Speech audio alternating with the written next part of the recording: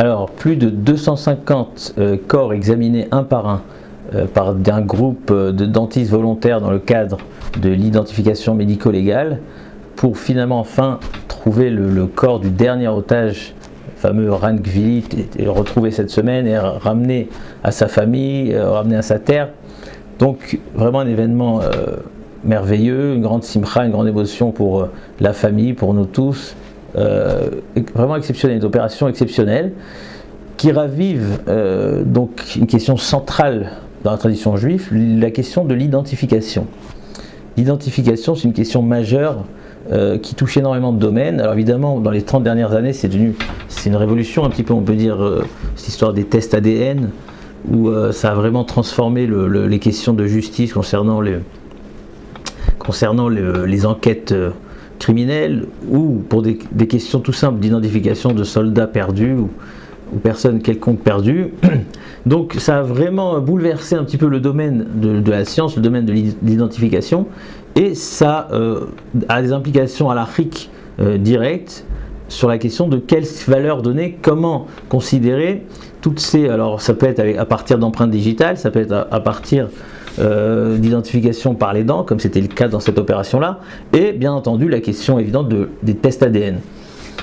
On sait tous qu'on se base sur les codes génétiques qui sont codifiés dans le noyau d'ADN qui est dans chaque cellule, qui se trouve dans chaque cellule d'une personne, à partir de laquelle on pourra faire une comparaison avec donc la source ou par affiliation avec des proches et essayer d'identifier le corps retrouvé.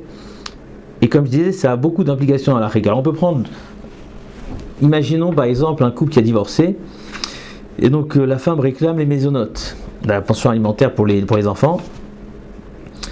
Et là, le mari dit oui, mais attends, mais c'est pas mon fils. Tu te rappelles pas que c'est pas moi le père, d'accord? Tu avais fait ci et ça, c'était un IVF, donc je ne suis pas le père. Et donc, on peut pas exiger de moi des mésonotes. Et la femme dit mais sur quoi? C'est évidemment, Rovbil Tacharbel, tu as toujours été marié avec moi, l'évidence, il y a une évidence ici, c'est toi le père. Comment tu peux? Alors il dit ok, moi j'affirme que je suis pas le père, je réclame un test ADN. Je réclame un test ADN pour bien vérifier et pour identifier comme quoi c'est pas mon fils. Alors, le problème, c'est que si on va se mettre à faire des tests ADN, donc imaginez qu'on arrive à retrouver, identifier comme quoi c'est pas son fils, donc il y a une nouvelle question qui se soulèvera à ce moment-là. Alors ok, donc le fils il est mamzer, puisqu'à partir du moment où cette femme était mariée et que toi tu n'es pas le père, donc on est dans une échatiche, donc le fils est mamzer. Donc il y a beaucoup de bêtises qui vont se dire, dans ces cas-là on ne vérifie pas. Donc on préfère faire payer le père, peut-être à tort, les mésonotes, mais tout faire pour ne pas ouvrir et donner cette possibilité de trouver des mamzerim. Il y a une tendance comme ça dans certains beddin. Alors il y aurait d'autres manières de statuer ce cas-là en disant qu'on ferait un partage, une espèce de palguinage, ce qu'on appelle. C'est-à-dire qu'on pourrait dire ok, c'est pas son fils, mais Echetish, mamzer, c'est pas évident. Peut-être que c'était un goy, donc aujourd'hui, à plus forte raison, ou peut-être c'était un IVF, c'était une fécondation in vitro, donc c'est pas forcément mamzer. Mais en plus de ça, on pourrait aller plus loin et dire ok, on fait une vérification. Alors concernant les mésonotes, ça le dispense, mais pour statuer mamzer, peut-être que c'est pas une preuve qui suffit. Et donc là, la question elle se pose, est-ce que cette identification basée sur des tests ADN, c'est une preuve valable sur tous les niveaux de la Torah? Là, on a déjà donné deux domaines, sur des histoires d'argent, faire payer les mésonotes au père, et considérer, statuer l'enfant comme un mamzer. On pourrait parler des cas des femmes agounotes, des femmes qui ont perdu leur mari, qui s'est disparu en pleine mer ou pendant la guerre, et donc qui restent dans cette impossibilité de se remarier, et on trouve un corps, à ce moment-là il faut identifier, donc est-ce qu'on pourra se baser sur les tests ADN? On peut parler d'un cas où il y avait une histoire qui était arrivée comme ça, avec un couple qui avait deux enfants, le père était Cohen, et donc ses enfants en grandissant, un des deux il avait une copine, et par la suite il s'avère que cette copine en fait c'est une divorcée, donc si lui il est Cohen, par la suite il avait fait tchouva, il voulait se marier avec elle, mais il dit mais attends, mais elle est divorcée. Et là-bas, par tout hasard, le deuxième frère avait fait un test ADN pour une raison ou une autre, et il s'avérait qu'en fait, c'était pas son père. Donc il dit ok, moi je veux un test ADN. Le père en question, qu'on pensait être le père Cohen, n'est pas son père, donc il reste comme un juif qui n'est pas Cohen et qui peut se marier avec sa copine. Donc il peut avoir mille et une questions Et bien entendu, dans le cadre de cette opération-là, de savoir est-ce qu'on enterre, si par exemple il y a des membres dispersés, il faut identifier si ça vient du même corps pour les enterrer ensemble, et pour déclencher le deuil sur la famille, on a besoin de savoir et de se baser sur une identification quelconque. Est-ce que toutes ces identifications qu'on a énumérées sont valables, sont considérées au niveau de la halakha? Alors, pour ouvrir un petit peu le sujet, il faut savoir que dans la Torah, il y a différents types de clarifications possibles. C'est-à-dire que quand on a un doute au niveau de la halakha dans un sujet quelconque, on a toute une série de clarifications. La clarification la plus absolue, la plus évidente, la plus forte, la plus puissante, c'est les édim, les témoins. Mais en dessous de cela, on aura pas mal d'autres possibilités. On peut parler de la joie, le fait de jurer. On peut parler d'arguments comme migo, puisque j'aurais pu dire ça. On peut parler de chazaka, de rov, de majorité. Il y a énormément d'éléments qu'on peut apporter, mais comme axiome, on a comme base le témoignage, c'est ce qu'il y a de plus fort dans la halakha, dans le cadre de la halakha. Alors, témoignage, c'est quoi? Donc, c'est deux témoins cachers qui ont vu la scène et donc qui vont nous retranscrire devant le Beddin cette scène à partir duquel on pourra statuer, on pourra trancher. Mais ce qu'il faut savoir, c'est que même concernant le témoignage, il y a une différence entre ce qu'on appelle Edut Re'ia, un témoignage, c'est-à-dire que deux personnes ont vu la scène, et ce qu'on appelle Edut Yedia, c'est la connaissance, c'est-à-dire qu'il y a une déduction par un raisonnement. C'est-à-dire qu'il peut y avoir deux formes de témoignage. L'exemple classique, c'est par exemple, j'ai pas vu la scène, je vois quelqu'un qui rentre dans une salle et qui ressort blessé. Dans cette salle, il n'y avait personne d'autre que Reuven. Donc, ok, par déduction, je comprends que c'est lui. Donc là, c'est un témoignage, mais sans avoir vu de ses propres yeux la scène, mais en faisant une déduction logique, ce qu'on appelle Edut Yedia. Si, alors, sans entrer trop dans les détails, mais on voit une distinction fondamentale entre Diné Mamonot et Diné Nefashot. Diné Nefashot, les affaires pénales qui peuvent être causées où il y a une histoire de vie et de mort, c'est Diné Nefashot. Donc là, on dit on a besoin d'une Edut Re'ia. On ne peut pas se suffire d'un témoignage qui s'est basé sur une déduction logique. On a besoin d'un témoignage qui a vu. Alors que dans Diné Mamonot, Rochen Mishpat Siman Tzadik, le dernier séif, qui nous dit que oui, je vois quelqu'un qui rentre dans une pièce et qui ressort blessé, l'autre devra payer parce qu'il y a une déduction, il y a quelque chose de logique ici, un raisonnement qui me pousse à dire que ça peut être que lui. Donc on a une Nukdana, une estimation presque évidente, à partir de laquelle on pourra statuer comme quoi il est capable de payer. Donc on voit déjà une certaine distinction en termes de témoignage. Alors il y a aussi par exemple le sujet de Tviutena Dekala. Si j'ai une identification par la voix, d'accord, j'ai une forme d'identification par le timbre de la voix, c'est-à-dire que je ne vois pas la personne, il y a des témoins qui étaient derrière, ils ont entendu la voix, ils reconnaissent la personne, mais sans l'avoir vue. Alors, est-ce que ça a une valeur au niveau halakhique? Alors, c'est une souga dans Choulin Tzadik Vav qui nous dit que on se base quand même là-dessus, puisque comment l'aveugle est permis à sa femme, c'est forcément qu'il reconnaît sa voix. La question, c'est est-ce qu'on peut se baser là-dessus pour, par exemple, tuer un meurtrier, ou pour d'autres questions halakhiques?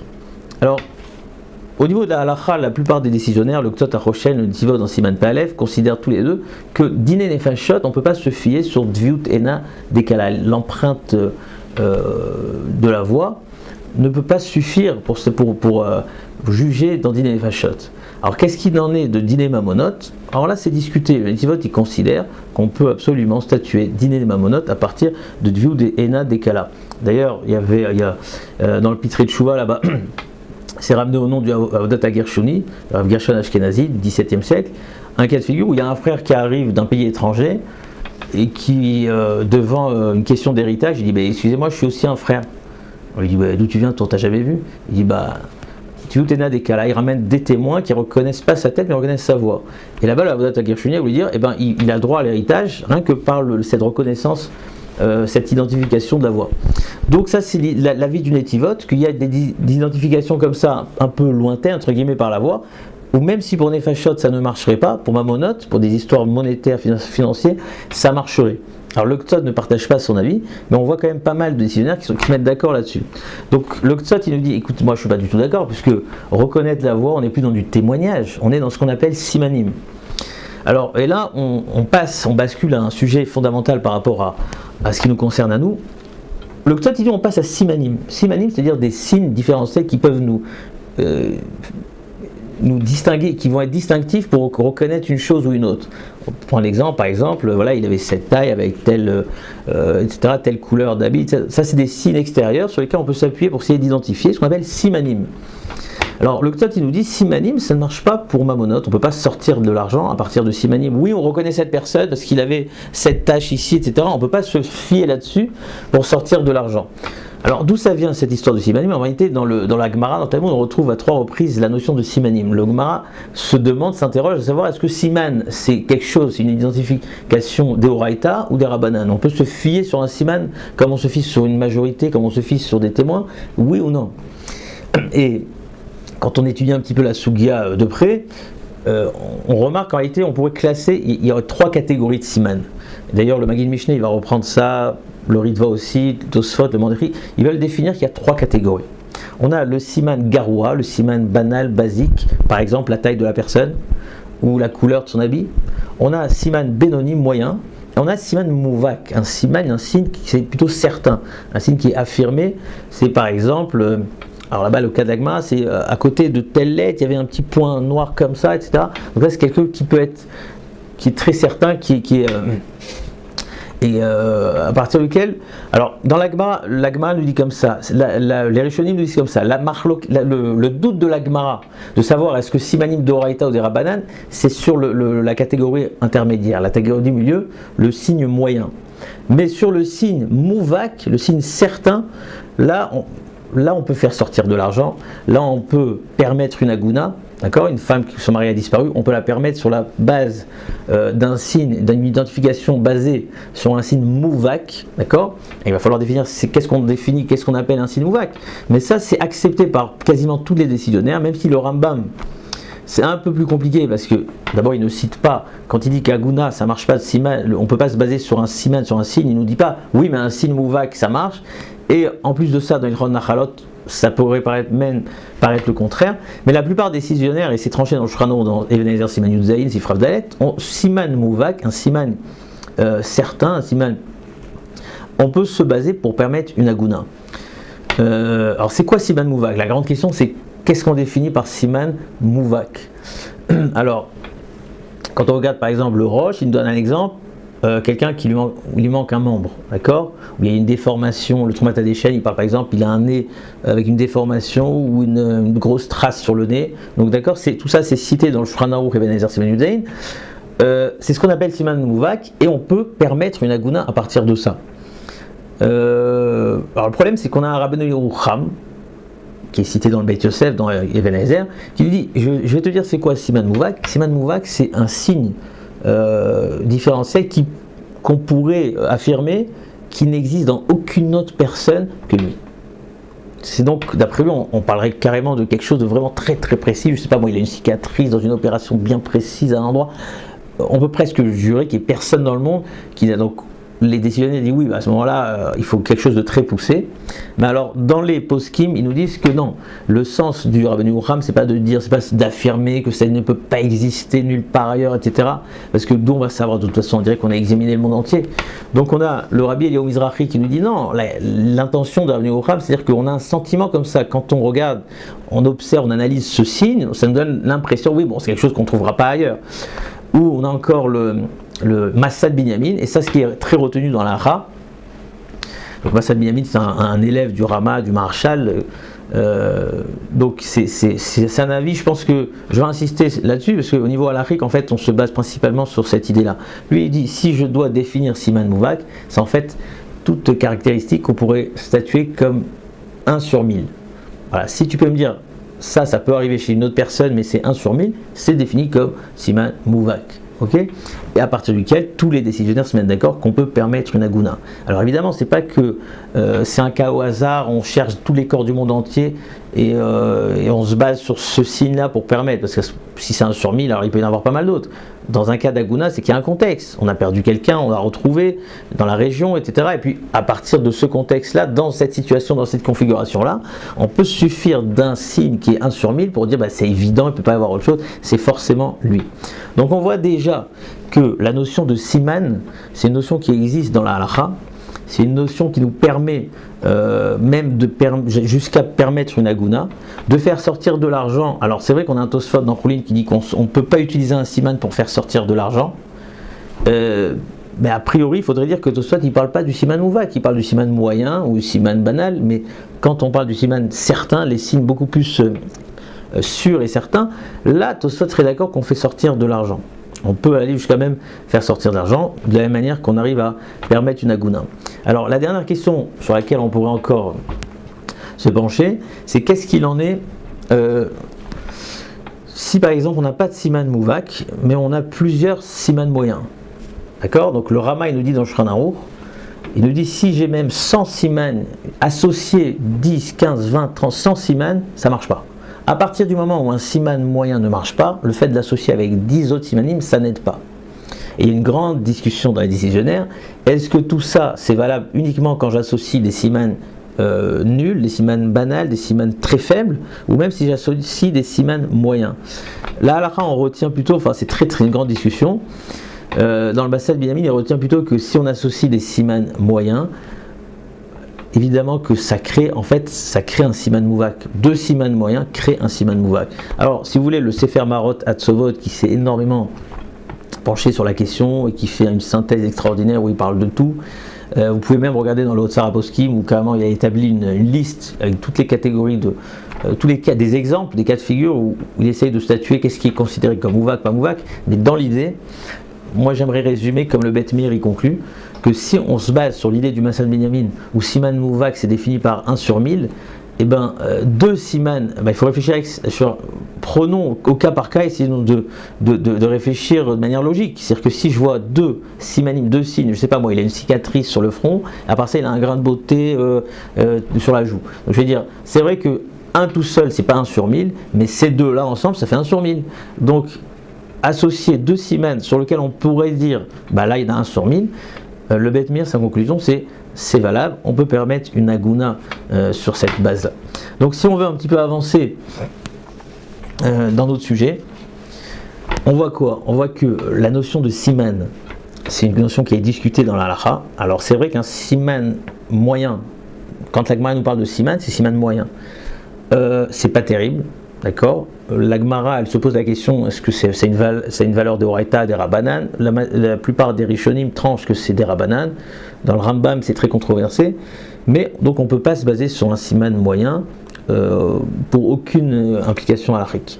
Par contre, quand on a un siman mouvak, alors même je disais que dans le Rambam il y a une ambiguïté, mais dans le Shulchan Aruch c'est quand même tranché qu'un siman mouvak, on peut s'appuyer pratiquement sur toutes les implications halachiques. Alors il y a des petites discussions, est-ce que sur les histoires d'argent, faire sortir de l'argent d'une personne aussi, il y en a qui veulent dire oui, il y en a qui veulent dire non. En tout cas, un siman mouvak, il a énormément de force, et s'il y a beaucoup de poids, on peut se baser sur lui pour permettre, ou pour identifier, pour statuer, ou pour trancher pas mal de domaines halachiques. Alors pour revenir au sujet de l'ADN, donc en fait ce qui est intéressant concernant l'ADN, c'est que il y a pas mal de décisionnaires dans les, on va dire 10, 15, 20 dernières années qui ont essayé de remettre en question. Oui, c'est quelque chose de nouveau, on ne peut pas se fier sur l'ADN comme ça tout seul, c'est des progrès de la science, on ne sait pas ce que ça peut donner. Alors on trouve, si on veut un petit peu résumer les différents arguments qu'on trouve, premier argument, alors il y avait une lettre du Rav Wosner, Shevet Halevi, qui avait été adressée au Rav du Magav. Magav, c'est la police des frontières, police aux frontières. C'est donc les forces des frontières. Donc il y avait un Rav qui s'appelait le Rav Alexander Levinson, qui est déjà décédé. Et donc lui, il s'occupait un petit peu de ce sujet-là. Et il s'était penché auprès de Rav Wosner, qui lui avait écrit une lettre, où dans cette lettre, il lui disait, regarde, on ne peut pas se baser entièrement sur les tests ADN.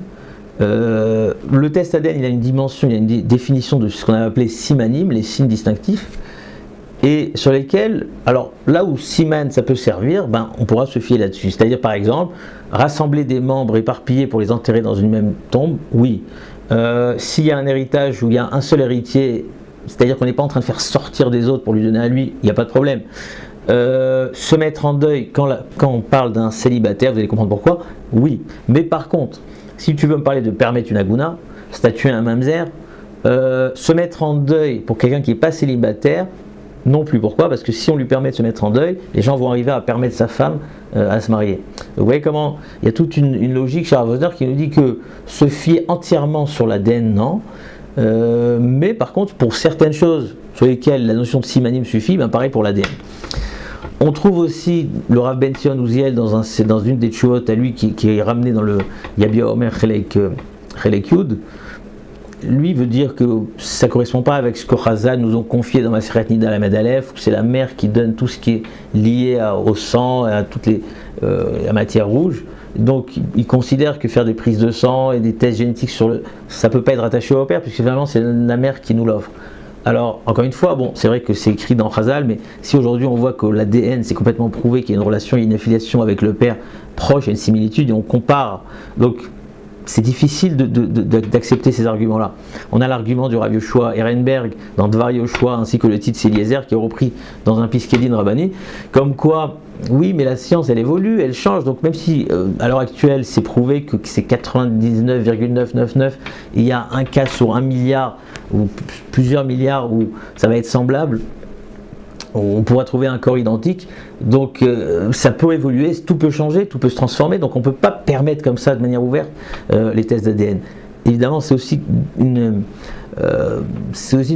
critique un petit peu dure à accepter, puisque avec les années on voit que ça progresse, que ça s'accentue au niveau de l'identification. On ne voit pas pourquoi un jour ça peut se renverser dans un sens. Si vous regardez aussi, il y a un contraste très intéressant qui est sorti sur la question de l'ADN après l'affaire l'attentat des tours jumelles en 2001. Donc il y avait un contraste que vous pourrez trouver dans le Yeshurun Krach Yudbet, où il y a des rabbinim de l'écoute, le Rav Gersten et le Rav Levin, qui ont écrit des très beaux articles où ils veulent dire oui, mais ça s'appelle pas voir, finalement c'est un siman akif, ce qu'on appelle, c'est quelque chose d'indirect, où on n'a pas un témoignage, c'est complètement. Donc ils ont pas mal d'arguments. Il y a aussi l'argument d'associer, parce que quand on parle d'ADN, c'est pas que je prends une dikhat d'âme, une prise de sang, et puis je vois de manière directe qu'il s'agit de lui, c'est quelque chose de bien plus compliqué. Alors, les tests ADN, en fait, si on résume en un mot, c'est fait comment ? On essaie d'analyser un petit peu le patrimoine génétique de la personne qui est codifié dans l'ADN. Alors, c'est pas qu'on va commencer à analyser, examiner tout le génome de la personne, puisque 99%, on est tous identiques, en fait, les individus. On va se discerner sur le dernier pourcent, ou là, mais sinon, donc, on va plutôt rechercher des séquences spécifiques où on va pouvoir identifier des répétitions, d'accord ? Il y aura les définitions le 8, le 12, le 15, et en fonction des marqueurs bien précis qu'on appelle le STR, et en fonction des répétitions, on va former un espèce de code barre, ce qu'on appelle un profil génétique, et on pourra comparer ça, alors soit à la personne elle-même, soit à des proches. Donc, ce code barre, en fait, il est basé sur.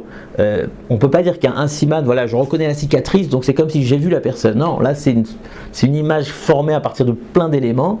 Et donc, tous ces éléments-là, c'est une association. Alors, c'est exactement le sujet qu'on a parlé. Qu'une association, le Rama, il nous dit, on n'associe pas.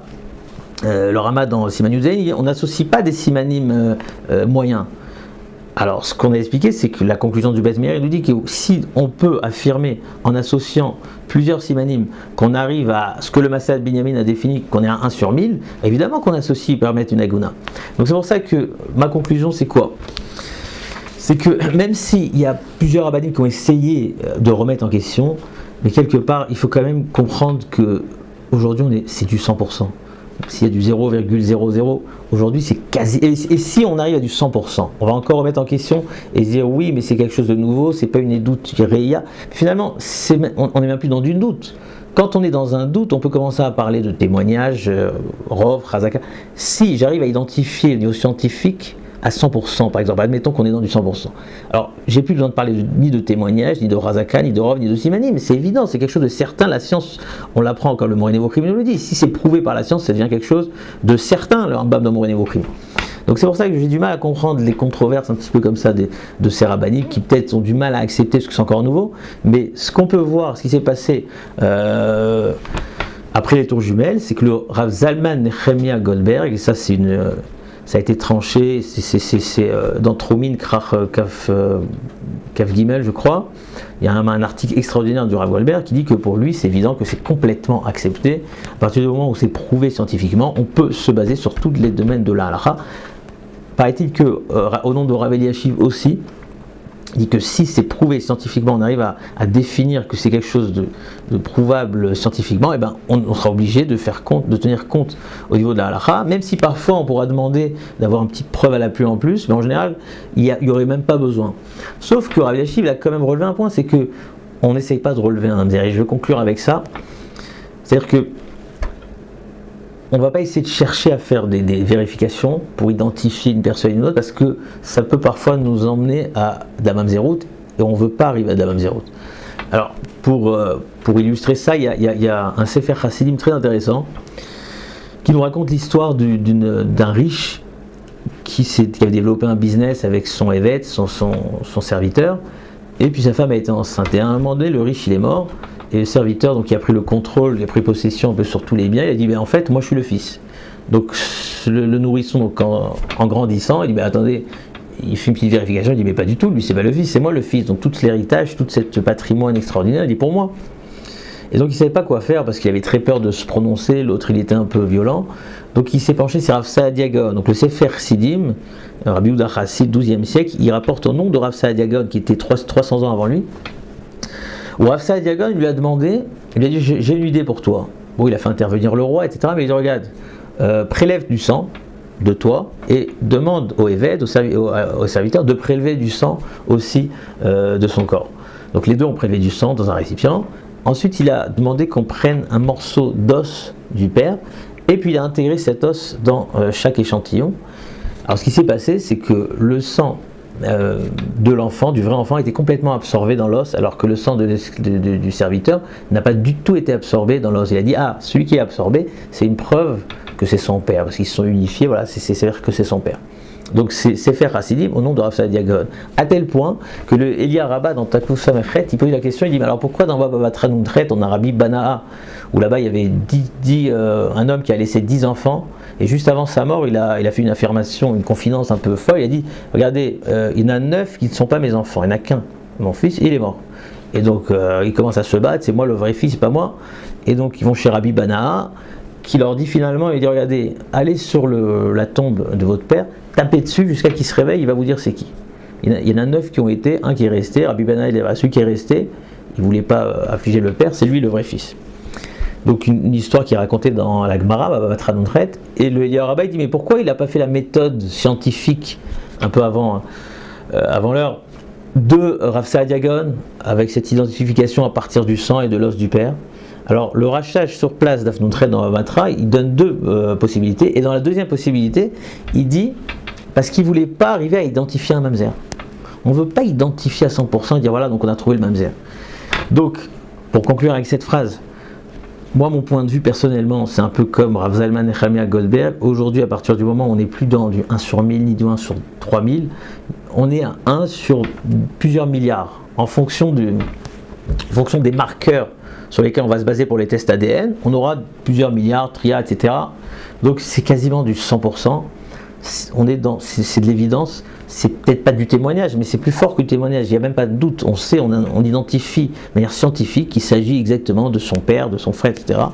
Donc on pourrait se baser là-dessus pour tous les cas, toutes les implications à l'Afrique. Il faut rester quand même avec cette logique de Rav Eliashiv et qu'on retrouve justement dans le rachage avec Rabbi Banaa, ou tout faire pour ne pas augmenter des mamzerim. Il y a une recherche dans Chazal de ne pas trouver des mamzerim.